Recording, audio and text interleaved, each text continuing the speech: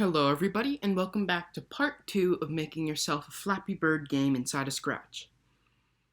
If you haven't seen part 1 already, I highly recommend you do, and it's going to be in the description of this video. So let's just get right into the video. So, we've our switch costume block, so pick a random costume. Now we want it to repeat a code until it reaches our sprite right here. It's not dragging to the right area. There we go.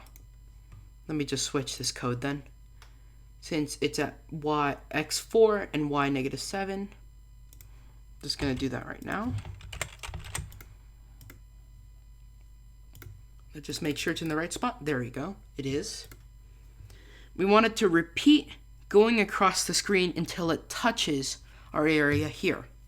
So go to the control section. And let's drag in the repeat until block.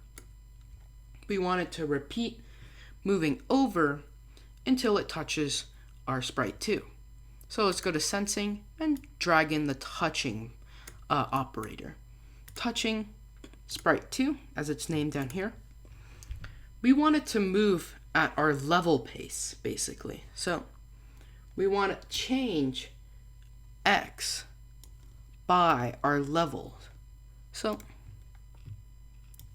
if we do that, when we click this, we can see that it still doesn't appear on screen. It's just right over here. This is happening because our level, x is actually positive instead of negative. To do this, it's actually moving to the right of the screen, which we can't see. So to solve this problem, let's go to our operator section and drag in the multiplication operator. If we multiply anything by -1, then it'll change it into a negative number.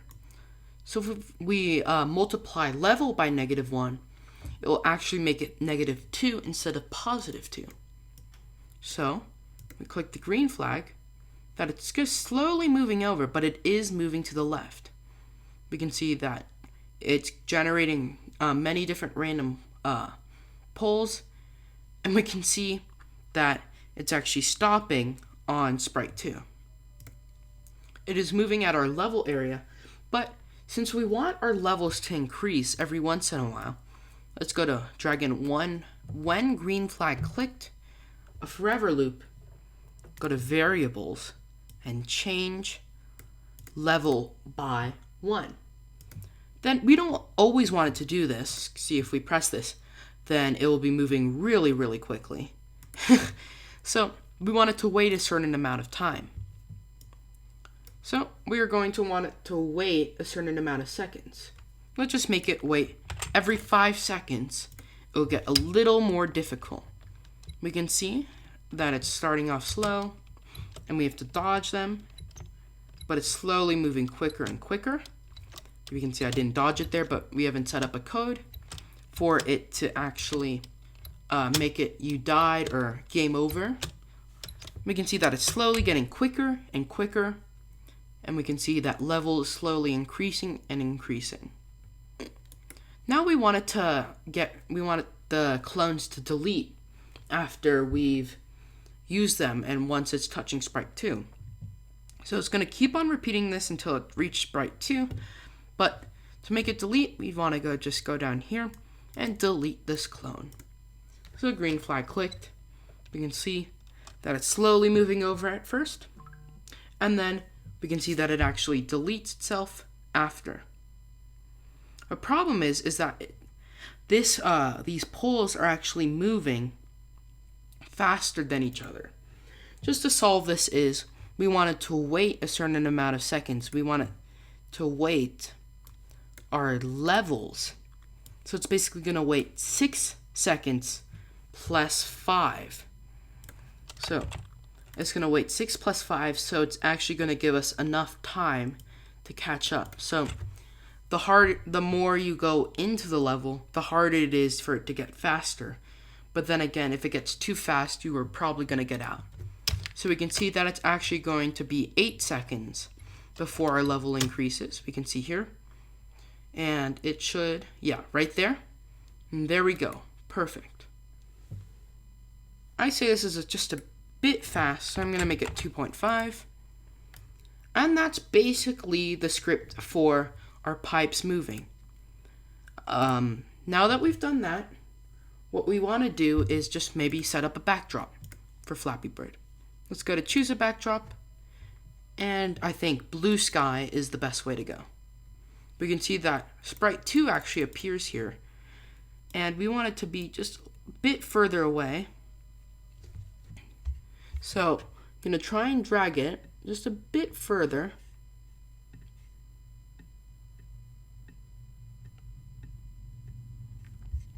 There we go, it's a bit smaller now. So x, 0, y, -7. Actually going to make this 0 as well. So it actually starts off very in the back there. We can barely notice it too, and it disappears when it touches that.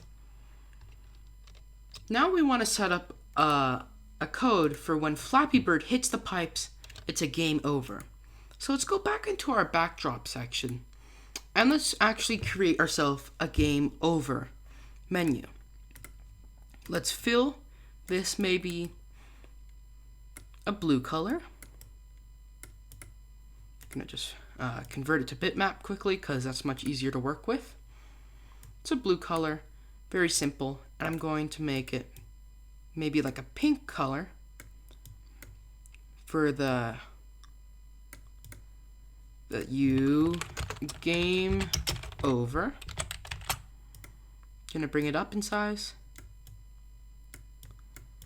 Just put it in the very middle so that we know when our game is over. Just let's go into our backdrops code too, and we just want to say when green flag clicked, we want to set it to the blue sky, but we want us to send a message when we hit this that it's game over.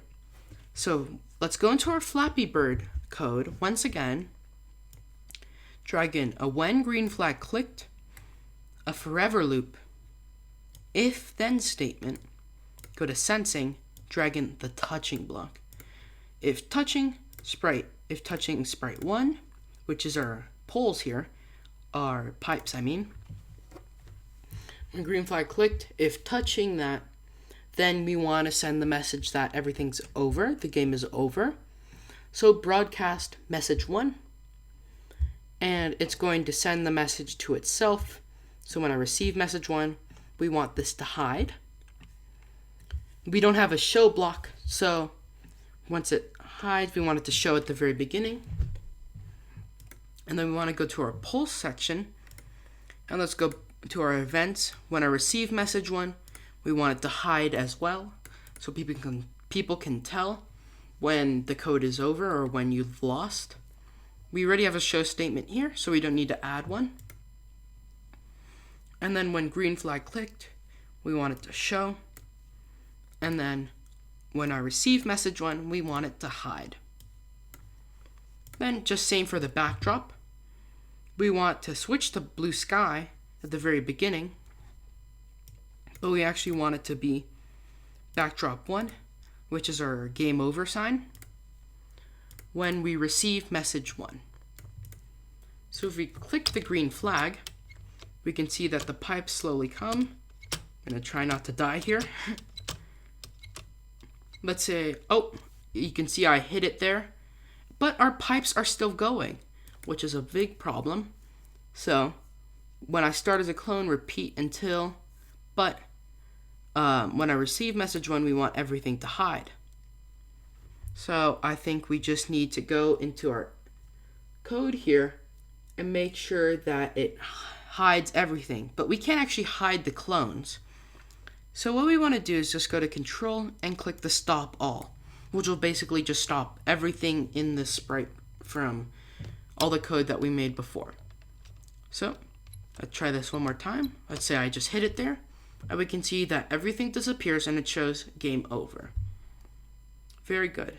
Now let's just hide these two variables up here because they're kind of ugly and we don't really want them. There we go. So we can see that Flappy Bird is just flying at the beginning.